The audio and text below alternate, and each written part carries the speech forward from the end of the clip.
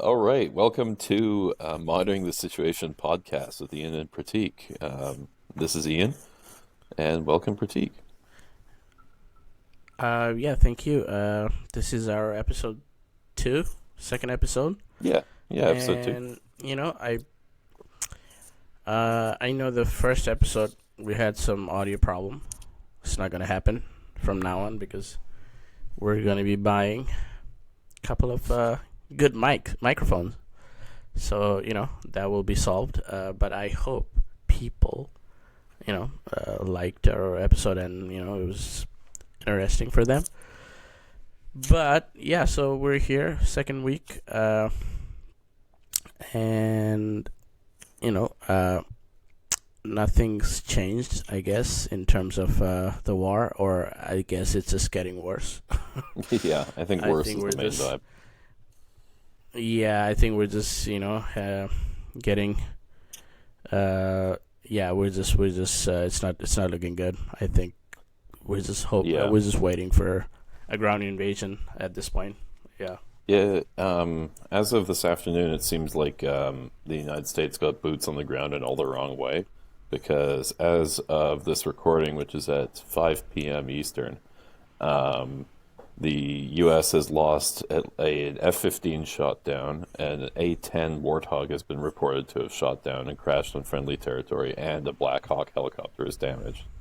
So they're not having a good day. Your boots on the ground for your invasion aren't supposed to be pilots ejecting from their planes.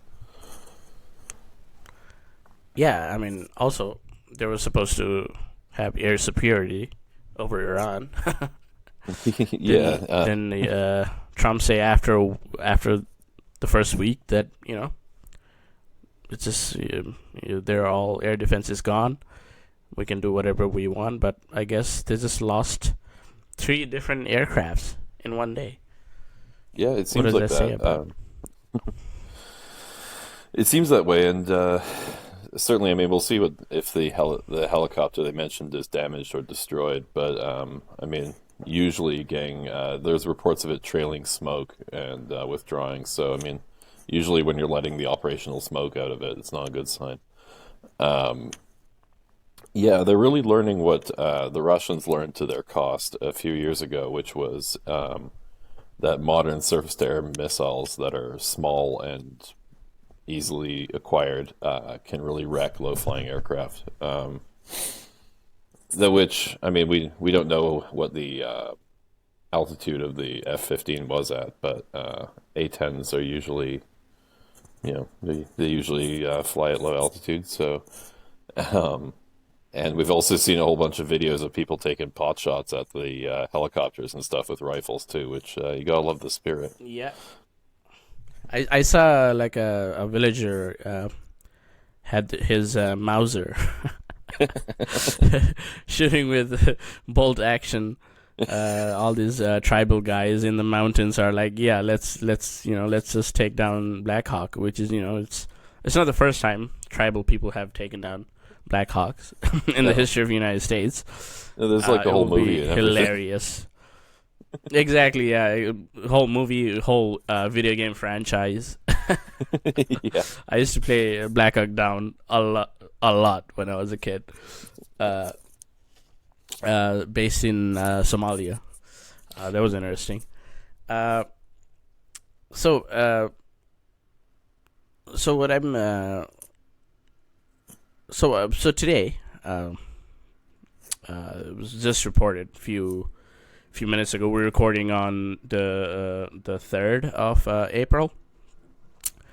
Uh, there was a news saying Iran rejected United States 48-hour ceasefire proposal. I'm like, what's the point of 48-hour ceasefire? Like, what are they hoping I'm to do ass- within 48 hours? Is it just a stalling tactic? yeah, I'm assuming it's a pilot rescue venture that they're trying to get their pilot back, and they want a ceasefire in order to Oh yeah, get it. one is still remaining, Yeah, there still right? is. So One there's is a still there. pilot and a navigator weapons officer, like backseat guy. And I don't Yeah. know which one's been rescued and which one hasn't, but yeah, that's one of each. The aircraft is an F-15E Strike Eagle, which is a two-seat mostly bomber. Sort of fills the role of medium, sort of versatile. Um, they I read on the news a couple of days ago that they'd shifted to more cheap and gravity-based bombs instead of using a lot of cruise missiles and a lot of longer range weapons. So it seems like this might have cost them, but we'll see. And there's also the report of the F-35 as well that we mentioned and made the title of our podcast, no less. Current situation is just like we don't know what's going to happen. I mean, it's always the case, but I think this is just like I think we know ground invasion is coming, but I don't know how it's going to look like. But I think we're seeing some signs of the fallout from this war, that the region is not going to be the same. I think Iran is not going to go down, at least easily. I think United States has lost Iraq. I think Iraq is gone. Yeah. And I feel like all these GCC countries and Turkey, Egypt, and Pakistan, and Qatar, they're trying to find a different solution. I think they're not right now. They're of course on the side of the United States. Because they just cannot jump the ship right away because it's too costly for them to do so. But I think they're looking at the day after because they know at this point it's not going to look the same for. So what happens if the United States just decides to pull out? Iran is still gonna Iran is still there and they have to live with Iran. Yeah. So yeah, Iran's not going away. What do you think? Yeah, what do you think they're looking at right now, in a sense that, yeah. Yeah, it's an interesting question because where we go next is it's hard to say because, as you stated, yeah, it seems pretty clear that the GCC countries are pretty over the whole being, shackled to the Americans' war, and who can blame them? And yeah, as you said, I don't think they're going to bail mid-war. I don't think that's very likely. I don't think they're under that kind of duress, but they've really been given a rough education in where they stand in the order of the pecking order of the empire. I believe there's already talk about the Saudis and Pakistanis having a formalized alliance. I wouldn't be surprised if they already had a trilateral meeting with Turkey, Saudi, and Pakistan. They've already drafted this defense alliance like few months before this war, and recently, earlier this week, it's Egypt, Saudi Arabia, Turkey, and Pakistan met. I think in Pakistan, they're discussing about a future without United States. That's my opinion. Yeah, I'm inclined to agree with that. I think they're coming to realize that the United States can't save them. They can't protect them. The Iranian missile campaign has been incredibly effective at separating politically these various nations because, they're doing a lot of damage, but they're not doing a lot of damage like what Iran is receiving. But what they are doing is they're driving a wedge between all these countries, and they're really pushing the Americans to the side of Israel and Israel alone, basically, in the way things are shaping up there. As we said, I think in the last episode, all those nice jets and bribes they got Trump and his buddies, and they didn't buy them anything, it seems like. Disappointing, really. Exactly. I mean, the leaders of the GCC countries, they're not dumb. No. They always knew the power dynamic and everything.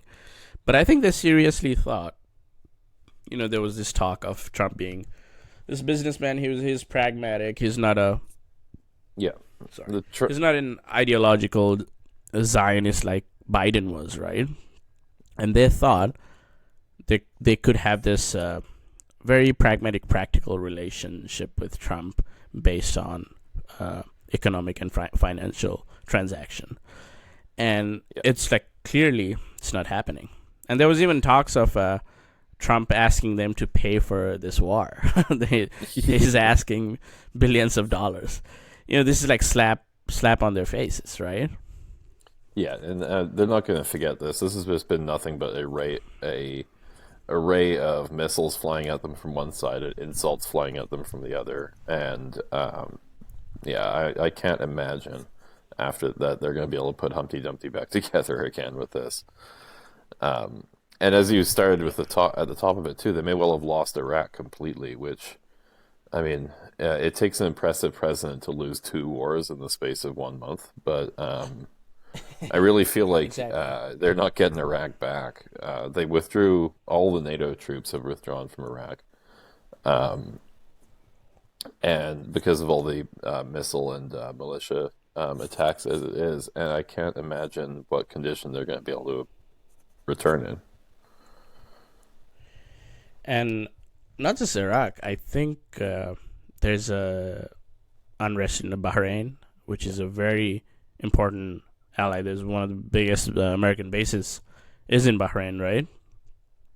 Yeah, pretty And good. and who knows after this war? Like, are Americans sure that these countries will let Americans back into their country, right? I mean, it's a fair question. Because I mean, especially the people, the population of all these countries, they loathe Americans, and of course they have a very good reason to do it, right? And it's just the leadership they thought having these bases, having American interests, having all these American companies, data center or whatever, is going to protect them. But of course, it's not going to protect them. And we kind of knew this would happen. But of course, now when it's unfolding, it's still pretty insane to see that these countries just give Trump so much money. And not just that, like American economy is completely dependent. American dollars is dependent on petroleum from this region. So I think we're seeing we're witnessing a really a drastic change in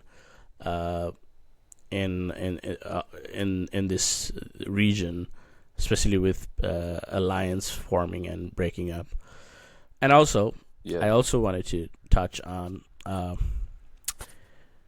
Hegseth firing all these generals, and that's an interesting. Today too, he fired a couple of more. Do you think like 4 or in 6? the middle of the war, while you're winning the war, while you're a month winning. into this new war, while you're winning, you're firing all these generals and whatnot. Like, what does it say about what's happening in American leadership right now? There's a few different directions it can go in, and none of them are positive for the U.S. administration, I think. The chief of the army is the biggest one. He's the I think chief of staff of the army. He's a member of the Joint Chiefs. Mm-hmm. He's a very big deal. And I think you don't ask for the resignation of a senior general of that caliber without knowing, without there being a pretty drastic schism between there. Given that he's the chief of the army, I guess the army's involvement in Iran probably has something to do with it, but I'm purely speculating on that. But he also went after a bunch of others, like I think even like the head of the chaplain corps and like the personnel and training people. So it's an interesting development because they're not the people that you would sack for failing in Iran at all. None of them. So why? You can say he doesn't agree with Trump's vision, or none of them agree with Trump's vision, but what's that mean in real life? Yeah, is that basically mean that there's just too far gone? They're too deep into this shit that they just cannot hear any dissenting voice within their own ranks. I think that's the only It could be that simple. reason, I guess. Yeah. Because why? Like, why would you do that, right? Well, my tinfoil hat side of me says that he's forestalling a coup, um, which I mean, it's not. We're well off book at this point, so it's certainly possible. I'm purely speculating on that one. There's no reason otherwise to suspect it, but No, yeah, but no, I don't think that's like too crazy of a conspiracy theory because I think I also thought at one point like, is American military is a very powerful institution. Are they just gonna yeah, let this happen? yeah, Of course that's all of them are warmongering neo-hawks. They just the whole purpose of American military uh, is to advance American imperialism, right? But at the yeah, same of time, course. this is not helping that cause. This is just No, exposing the limits of American military. no, and I think it really makes it seem like there's militaries will stand fascism pretty easily. Some of them quite enjoy it, but the one thing they don't tolerate is failure and fascism at the same time. Um, and this has been like they've completely torpedoed the position they've spent decades building in the Middle East. So I can see the military being pretty pissed about that, and they are one of the main demographics that would be not demographic is the wrong word. The main interest groups that would be the most affected by a sudden catastrophic failure in the Middle East, and they're guys. So there's also this sort of the outlook of military leaders in general just not generally wanting to expend their troops if they don't have to. So yeah, it's And definitely not a good sign yeah, for the regime. It's a good sign for the world, but not them. yeah, it is. It is. But also, if they're firing seemingly, I don't know if the level-headed is the right word, but Yeah, these generals and chief of staff who seem to have like some sort of uh, realistic view of this war, hmm, and if they're gonna bring in all these crazy people on, that means it's not gonna in the short run. It's not gonna be good for the world because this is just gonna escalate and spiral out of control. as always, the good But comparison point is Hitler for it. He did this a whole bunch. yeah, Actually, a significant part of his pre-war period was spent trying to get power from the army, essentially. And then when he did it, he hired a whole bunch of sycophants who disagreed with him, and you know, the rest is history. So, I mean, it's not without yeah, precedence, but yeah, yeah. So that was very interesting. But it wasn't expected. But it's uh, just in within one day firing so many high-ranking officials is it's very significant. yeah. And It seems like there's a big reshuffle uh, going on behind the scenes. it is. So let's go back to uh, let's cross the Atlantic Ocean and go back to go back to Iran. So in your assessment, how? So I saw Al Jazeera report saying I don't know if Al Jazeera, I might be wrong, but American assessment is that Iranian missile. I think 50% of Iranian missile capabilities is still intact, is what they're saying. Yeah, I think it was New York I thought Times Trump actually. said they. Oh yeah, New York Times. I think so. Yeah, But Trump said, they decimated their missile capabilities within the first week of the war or whatever the fuck. But of course, Iran is still launching missile. Yesterday, they hit central Tel Aviv, a drone factory. It was pretty bad. yeah. Uh, It's some big hits. a- yeah, some big hits, and still striking GCC countries, especially UAE today. Hit a aluminium plant, many different American corporations, data center, Oracle, Amazon, Uh, so where do you see Iran right now? How they're handling this war? I think they're doing what they would say they were doing. It's just a war of attrition, and they're gonna take it slow. They're not, because they Yeah, know their limitation and their capabilities, right? they know they can't win by the same means that the Americans are going to, and they're essentially conceding it on a lot of issues. Like, they seem like they're not really trying to achieve air superiority. All these ships the Americans sank, I'm pretty sure they're in harbor. Um, they're fighting their strengths essentially, and the missile and drone campaign is huge because it's essentially political blackmail. Where this will keep happening until you tell the Americans to get out or you push back against them. And I mean, it seems like we were talking about at the top. It seems to be working in that sense. It may not work until the end of the war, but I would say the missiles have effectively poisoned the relationships there. So I'd say it's working very well. So I think Iran is in a better place than it was yesterday, and a better place than it was the day before that, etc. The longer this goes, and the more they can prove themselves to be capable of still fighting back, and the longer it goes where there's no major ground action, the Americans they're hemorrhaging friends, and they're going to start hemorrhaging support at home more than they already have, which, as we know, is negligible as it is. Yesterday I was listening to this podcast from the scholar.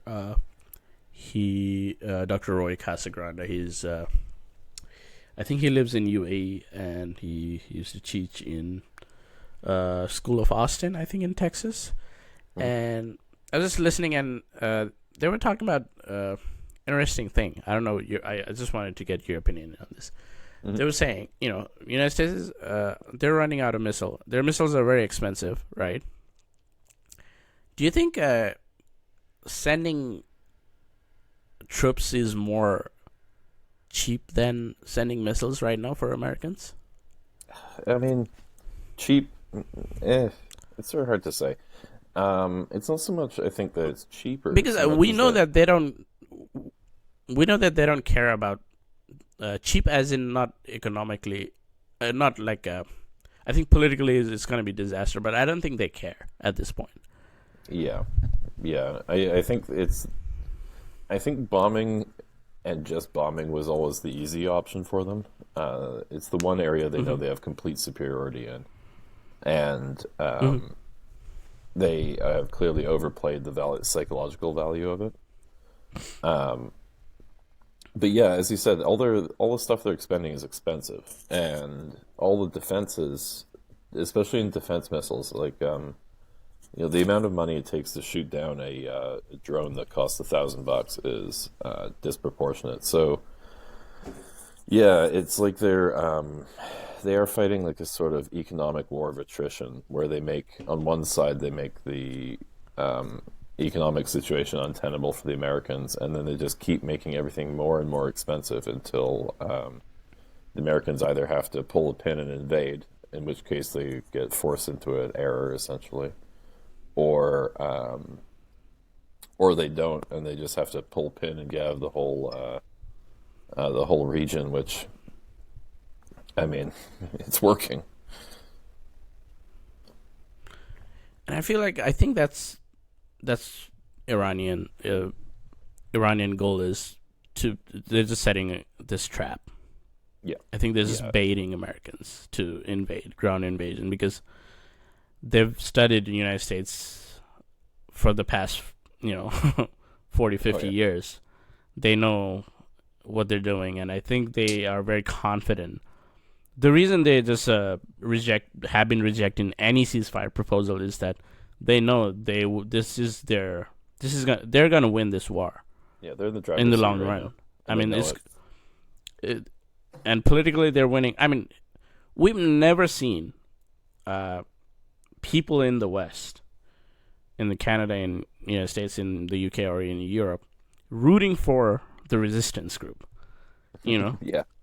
people are celebrating before boots have even touched uh, grass, other than before. Yeah, ejecting exactly. pilots. Yeah, you already have a huge I groundswell of know. support for the other side.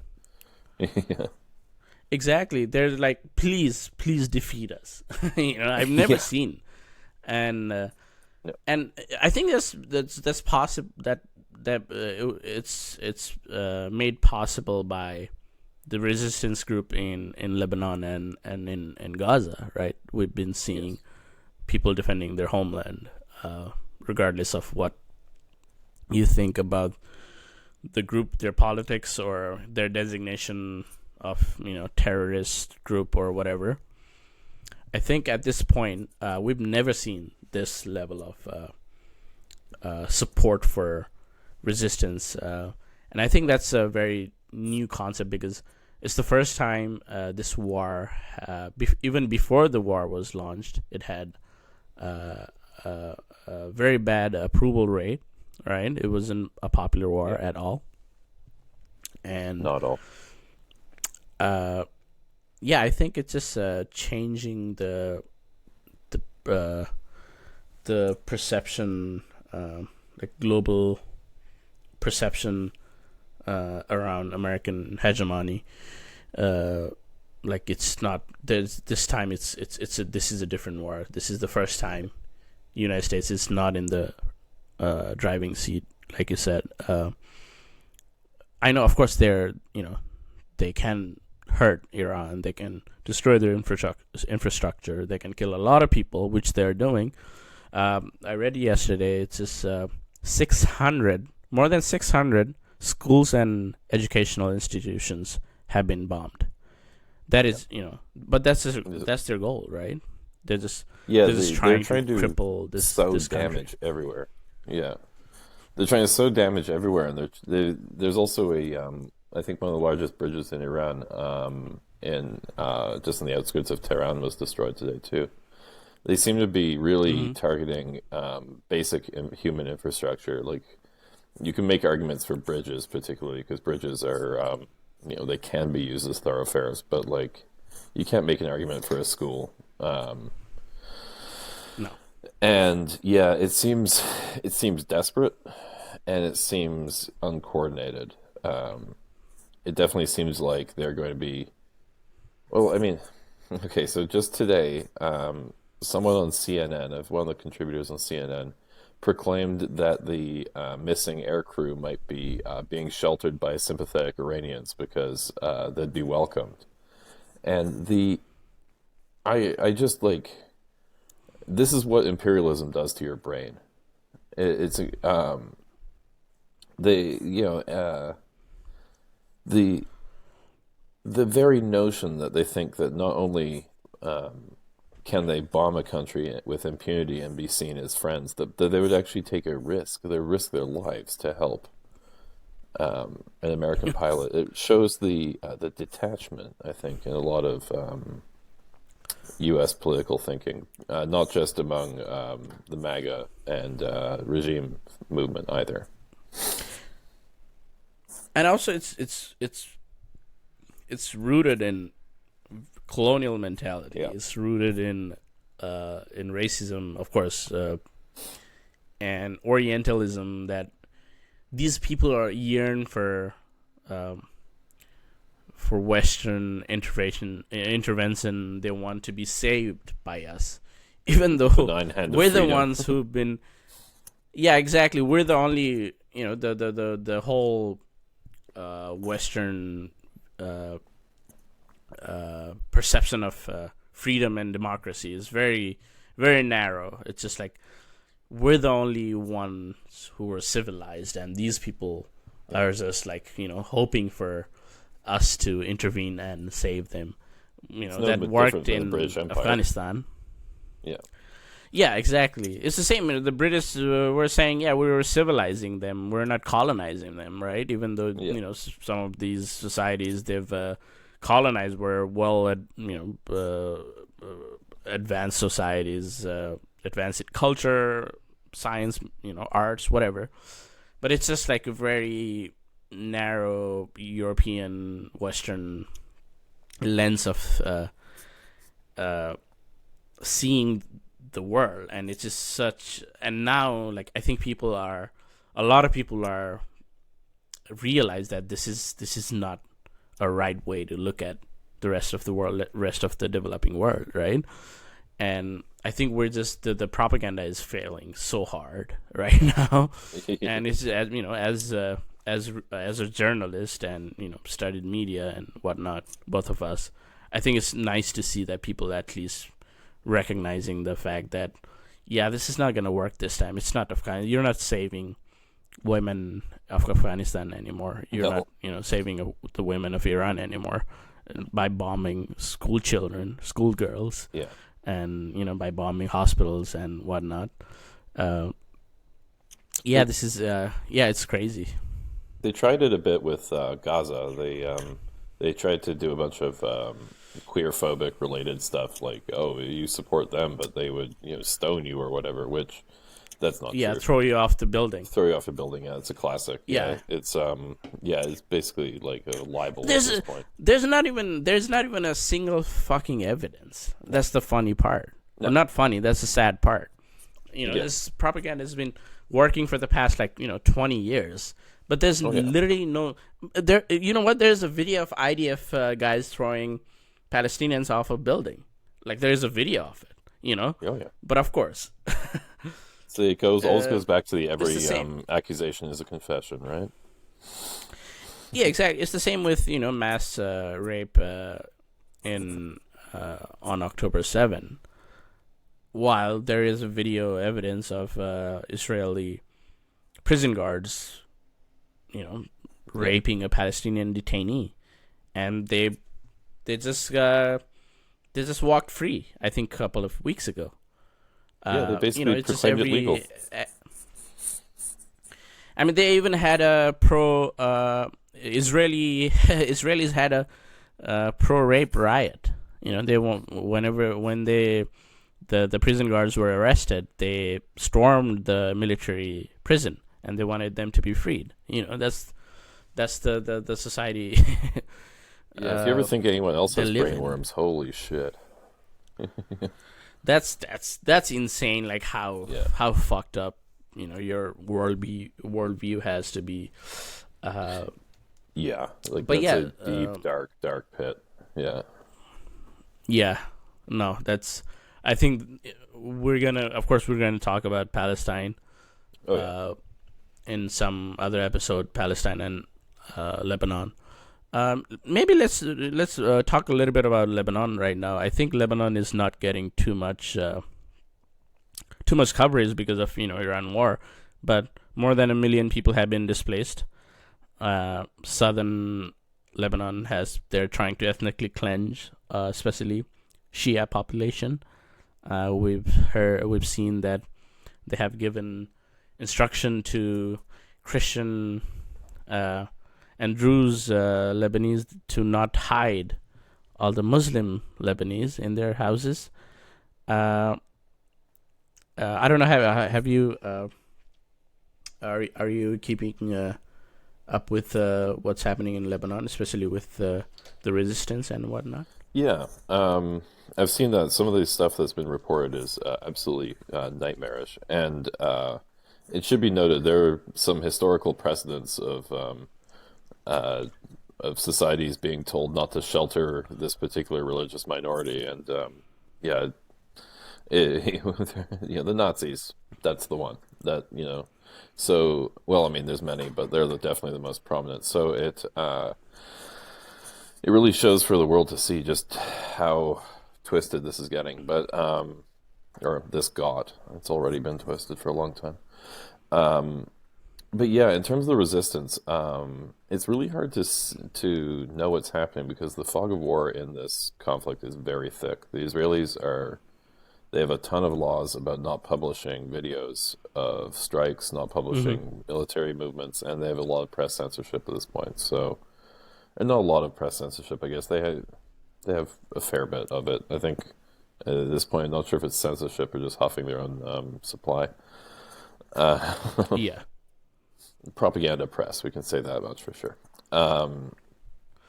However, there is some indication. Hezbollah has been claiming a lot of hits on Israeli vehicles, Israeli troops.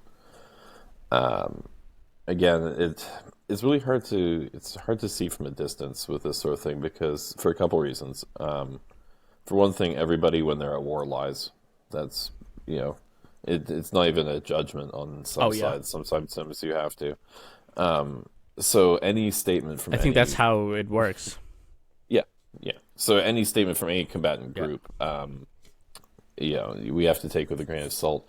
But it's made more difficult in the case of Hezbollah by the trophy system on Israeli tanks. They have it's essentially an explosive shotgun that can shoot down anti-tank missiles. It doesn't always Hmm. work, as we've seen in Gaza already. So, but it can work. But it also looks a lot like the tank just blew up when it goes off. So Hmm. a lot of resistance fighters in whatever neck of the woods they're fighting in, I don't think are going to keep the camera still and stick around for the likely response, which is going to be pretty angry for getting a missile shot at Yeah. them. So yeah, it heightens the level of ambiguity because even somebody who's being completely honest, they probably last saw a big explosion near the tank they shot at, and that's all to go on, right? So yeah, it's really hard to ascertain exactly what's happening, but we do know that the IDF has taken a bunch of casualties. They haven't admitted many of them, Yes. but they have. Yeah. Yeah. One thing we know for sure is that I think they thought, uh, especially after last year's ceasefire when Hezbollah took a pretty big hit with pager attack and assassination of Hassan Nasrallah and all their leadership, and I think they thought that there would be some sort of internal mutiny or internal dispute that it would be weakened. But I think one thing we know for sure is I think they are pretty much intact. Whatever capability they have, they're still there. Yeah, I think they're we still can't capable of defending. definitely and have been. Yeah, So yeah, it's just a question of to what yeah, degree are they damaged and how much have they recovered since. The big other thing is stockpiles uh, too, anti tank weapons, that sort of thing. How much did they expend? How much have they replenished? No way for us to know that on this side, but we'll know soon enough.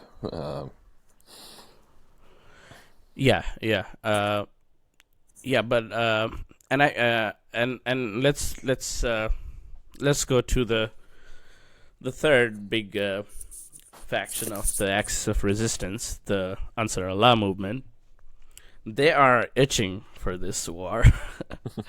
These people are crazy in a good sense, I guess. Uh, and yeah, I think they're just ready to go to this war. I think they're just waiting for maybe what Iran does or says. Uh, I'm just wondering what will happen. We're already starting to see, after the closure of Strait of Hormuz, it's getting chaotic. Imagine if Red Sea is also halted. I'm That's kind of gonna be surprised it isn't.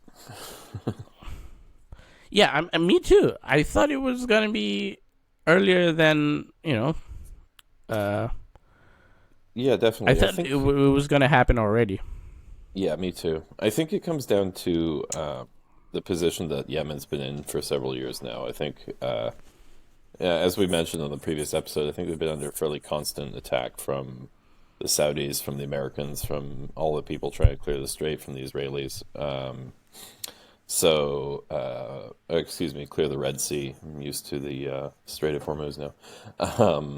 So I think they're pretty desperate for a break. I think they need peace. They need to, they need their country to be intact. So I don't think that's my best guess, and it's only a best guess as to why they're not joining in. but I don't think they're going to tolerate their primary benefactor and ally being, and which is Iran, being Yeah. destroyed or fundamentally taken apart. I think they would probably contribute before that happened. Yeah, So because yeah, it's interesting. if Iran goes down, it's going to be hard for all these anti-imperialist or anti-West or whatever you want to call Yeah. all this faction to survive, right? It's really hard because Iran is such a important entity for politically, for ideologically, and for material support for these groups. Absolutely, we should remember that even But I though think I was just going to say that even though that we see in the media a lot Iran proxies and Iran, puppet forces and all that sort of stuff. We see that so much in the media, and they have a lot of connections to other organizations, but these aren't proxies and puppets. These are networking. This is no, allies. And I yeah, think and Ansar Allah in Yemen is a classic example of this. They don't necessarily dictate yep, what they do, but Ansar Allah has a vested interest to make sure their benefactor is structurally intact. yeah. Uh, American intelligence, Western intelligence, have proved that Iran did not have direct relationship with Ansar Allah until they took over Sana'a in 2015.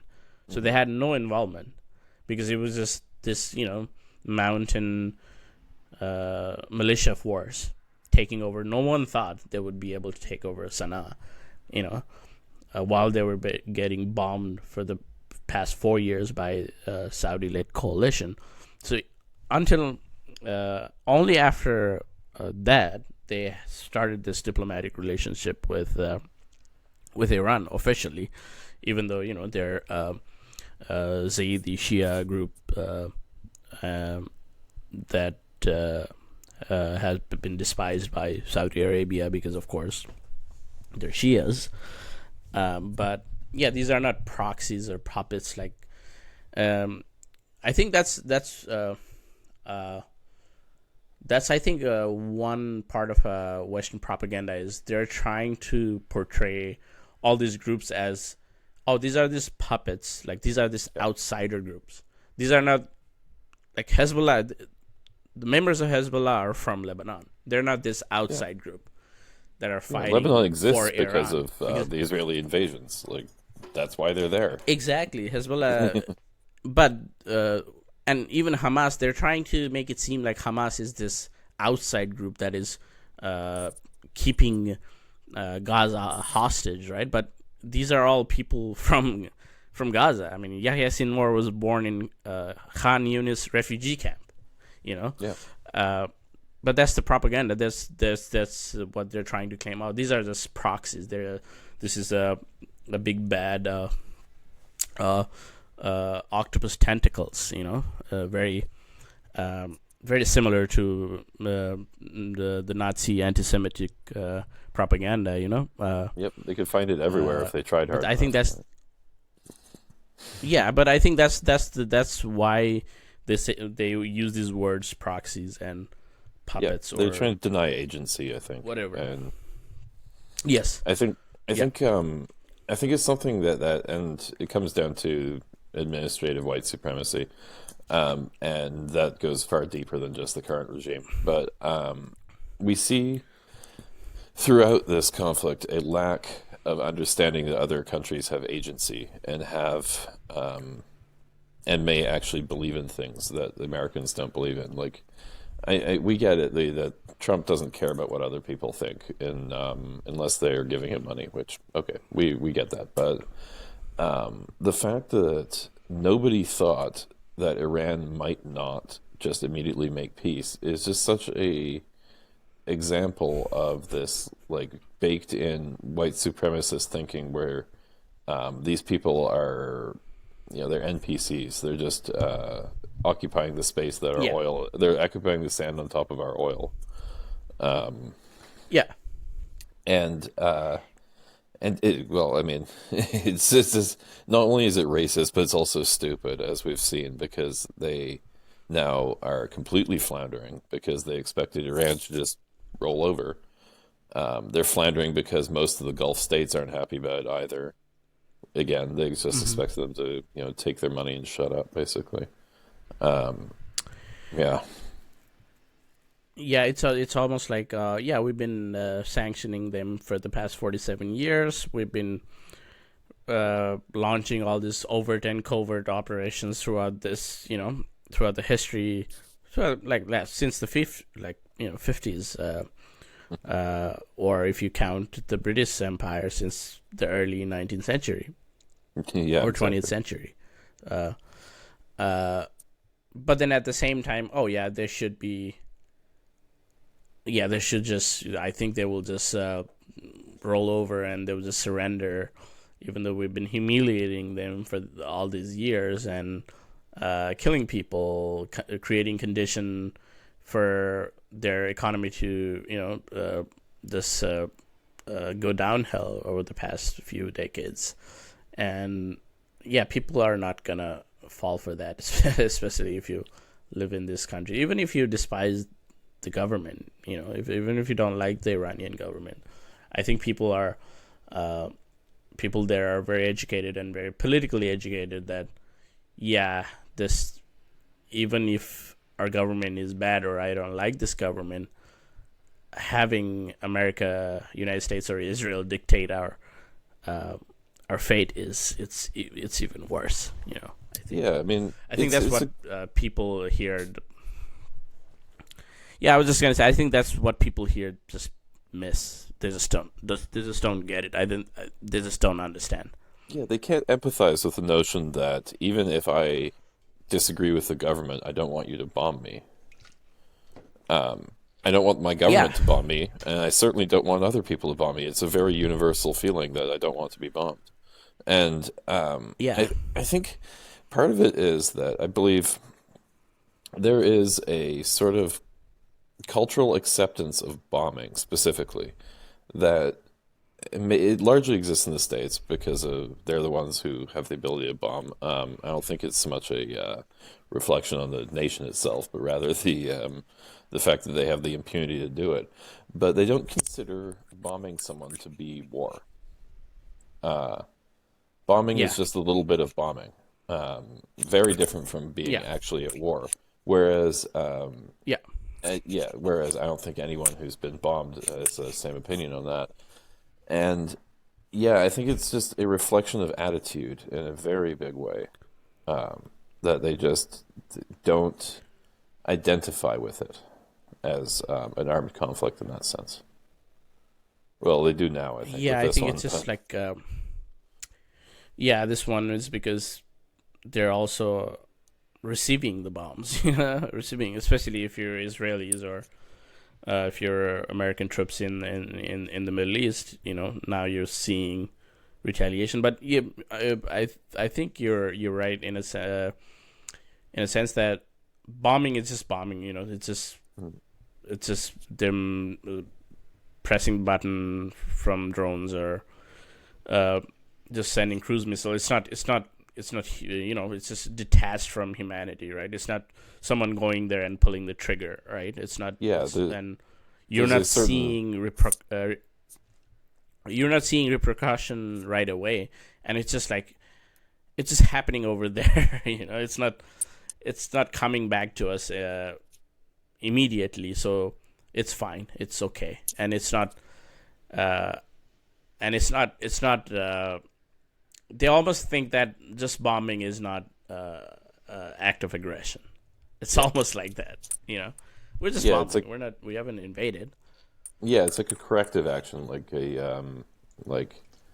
um, I'm not at war with you. I just don't like that person in your country, so I made sure that he's gone, as if that's Yeah, something that's allowed to do. you're head of state, by the way. You're Yeah, you're yeah, head of state, and all of your leadership doesn't matter. Yeah, we're just gonna kill, and that's not. That's all we're gonna do. But does that mean anyone can bomb Washington D.C., like the Capitol building and the White House, like it? Logically, yeah, That's the fair game. that's the takeaway. Yeah. I feel But like they also, might that's not the thing, right? enjoy that.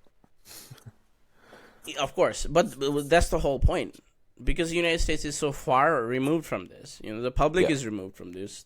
They haven't been directly. The only time is what 9/11 and maybe yeah. Pearl Harbor, I guess. I mean, you can make That's a the few. only. Yeah, you can make a few little incidental arguments for things, but not like, you know, Not major, right? substantial. Not Yeah, like your capital is getting bombed like what Tehran is getting bombed yeah, since past month and even before the 12-day war in 2025. Like that's not what American population has ever experienced, right? So it's no. just Or and they wouldn't it's tolerate it easy if they to could did. exactly, exactly. Um, but that's why we haven't been seeing, even though it's unpopular. It's unpopular because the war is unpopular because it's just the gas price might go up, or instead of that we could be spending in our healthcare, which is true. You could be doing Yeah, that, but it's not because we're killing those people and we're yeah. destroying their The way of biggest takes life. I see are like, you don't draft me or whatever, because you see a lot of conversations about the draft, and it's like, yeah, okay, it's experiential now. Like, oh, if it's about me, then they draft me personally, then now it's an issue. Yeah, And exactly. yeah, and it's a broad brush, of course. There's some people doing some. I've seen some anti-war protests that have developed in the States. So I mean, it is. There are some that are It is, definitely yeah. standing up, but it's it's not a deafening chorus. It's a sort of, a lot of people seem a lot more apathetic than defiant in the face of this. Yeah, no, of course there are a lot of people. They're doing good work and they're trying at least. But when I see all this, the No Kings protest, where all historic 8 million people were on the streets, would have nothing. They could change nothing. It's just No, yeah, it was just yeah. and It's good, like that good. that's the most You had a nice frustrating walk. part. Yeah, you just had maybe afternoon off or took a early time off from your work and just went there for a few hours. That's it. That's it. Good for you. I'm not saying civil disobedience or protesting is bad, but what was the point? Like, even when you go to their website, the No Kings protest, it's just like that. It's just very milk toast, very liberal way of Yeah, protest. There's nothing there. yeah. It's So very I'm blue like, wave, isn't it? it is very weird. Yeah. So I don't know.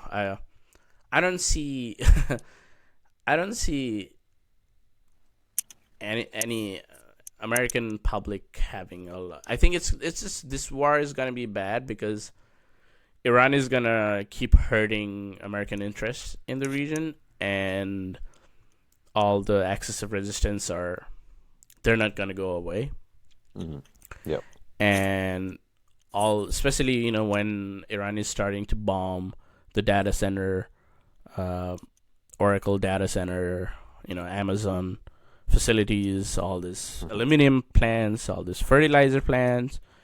I think that's the only way this war is gonna end because it's just gonna be too costly. It's just gonna be too brutal, and especially if there's gonna be ground invasion, it's just gonna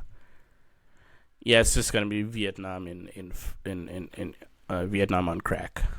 Yeah, the ground invasion aspect might even look more like Ukraine than anything else. Sure, like the Americans have Yeah, air superiority and all that, but clearly they're still losing planes. Um, they're one of the leading designers and users of drones. So like, there's not zero chance that this. I mean, it's not even low. It's actually quite significant chance that this ground invasion plan that they're cooking up is a disaster, or at least ineffective. Um, I think the best case realistic scenario for the Americans is a like a beleaguered front line in nowhere in particular. Like they could open up the strait by taking Bandar Abbas in that area. But then what? Like Yeah. now you're just hemorrhaging for a piece of ground you don't want. Yeah. So yeah, And yeah, yeah, if they're saying they're gonna take over like a couple of these islands and Karg Island, yeah, uh, but then you're just sitting ducks there. They're yeah. gonna fucking lob all these. I think Yeah, they're Karg gonna is just the be lobbing distraction. missiles and. Yeah, I think so too. Yeah, That's so. Uh, and also, sorry. I saw that they were planning on constructing this makeshift runway so they can get in and get the uranium out. yeah. That's the most stupidest thing I've ever heard. Like, how is that even realistic? It's not. Yeah, yeah. For those listening who are history fans, it makes the Battle of Dien Bien Phu and Operation Eagle Claw sort of combine together. The You're not dealing with a small amount of material, and shipment of nuclear material is kind of difficult. What with the big boxes to not get irradiated, so like um, I think most of the material is in Isfahan, I believe, which is far away from anything safe from the American point of view. So I don't. It Yeah. seems like a disaster in the making. I can't imagine that a bunch of generals actually thought it was a good idea. And it may be Yeah, I chaff, mean, like it may be noise. I think the Karg Island operation is noise. Um, I think so, but like even that, like, how's that gonna work? Like, how are they gonna occupy this island, which is so close to the mainland, and it's just there's just gonna be a fucking target practice for yeah, the guys, for taking drone operators. taking it's easy enough. You can like the U.S. has enough firepower. Yeah, They you can can take. take. They can take, but then they'll okay. So now you have an island. It's in the case of Karg, it's an oil terminal. So Yeah, what? Like, what are you doing with your new oil terminal? I'm assuming the Iranians are not going to keep supplying that terminal with oil if you take it. So you have what, like a bunch of yeah, empty pipes on an island. And yeah, I mean, they will have crippled the Iranian economy by doing that. But at the same time, you could do the same thing by just stopping their tankers. And they've chosen not to. So exactly. I don't think that that's something that's going to happen. I think, Yeah, yeah, I think yeah, it's and like you said, it's taking is easy, and I think yeah, Iran would just let it happen. They yeah, would want them to yeah, take over, and then start pounding them with all these drones and missiles. yeah. They might put a And sacrificial defense in, but you're not gonna. Like, there's not gonna be a long Iwo Jima battle of Karg Island. I don't think, or no, I any of don't these think islands. it's a long term solution. Yeah, No, and all these other islands, like they don't even have strategic importance. Karg Island yeah. produces 90% of Iranian oil, right? But all these islands are like, what? What's the point? The only significance of them is that they're in the Strait of Hormuz, so you could sort of control the waterway. Like, I think one of them is even disputed between the various countries around it. Like, these are in the Yeah, middle of the it's water. a couple of islands. Couple of islands are disputed between UAE and Iran. One of the islands were, I think they were even sharing the islands together. Like there was some sort of understanding between them. Yeah. But then So, Iran just was like, yeah, this is ours, and took control of all these islands. But yeah, it's yeah, I feel like Karg Island is the like a I wouldn't say the wise decision, but I think that's the only option Americans have because I guess it securing depends what their objective uranium is. sites.